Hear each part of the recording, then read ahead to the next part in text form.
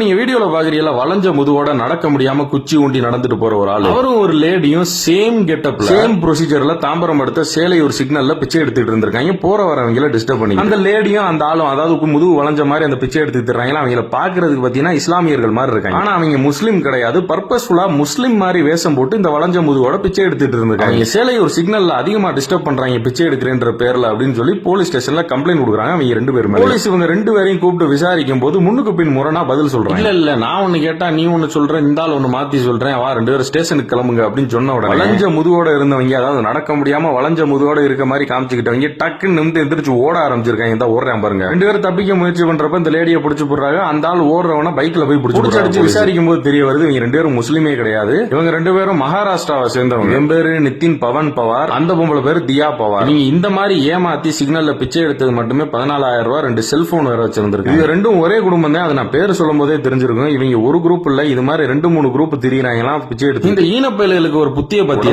குறை இருக்குன்னு ஒரு வேஷம் போட்டு அதை இஸ்லாமியர்கள் மாதிரி வேற காமிச்சுக்கிறது. புத்தி பூரா அந்த மாதிரி புளுத்து போன புத்தியா தான் இருக்கு.